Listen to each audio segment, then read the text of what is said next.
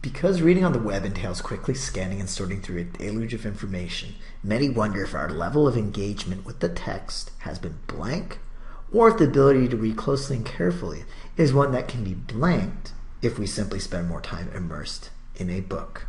Okay, this one's tricky, and I'll show you why.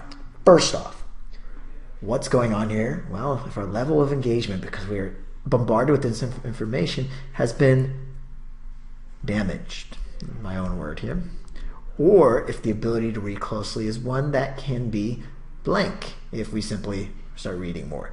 So ability to read closely and carefully can be one that we can get back. That can be get backed, I suppose, to use the correct part of speech, but again, we're going for meaning here. So regain is probably a good way. So one that can be regained.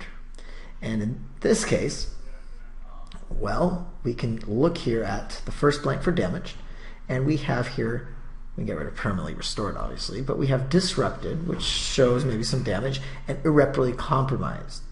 Irreparable, so that shows that something cannot be repaired. It's damaged. It's damaged for good. It's compromised in some way. Versus tentatively disrupted. Something is tentatively disrupted, it's very likely to go back on its own. It's just for the time being. But it sounds from the sentence that you have to do something.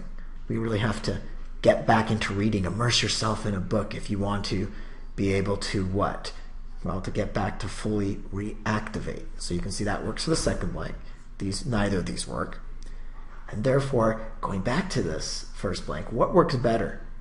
In this terms, does this mean this tentatively disrupted, as I said just a second ago, shows that it can probably, the skill can go back to normal by itself. You don't really have to do anything. Whereas it's one of the sentence shows that, my gosh, what's going to happen? Is it something that is forever changed, it's compromised, it's hurt in some way, or can we fully get it back? That has a consistent meaning, whereas tentatively disrupted doesn't really capture that. Therefore, these are our two answers.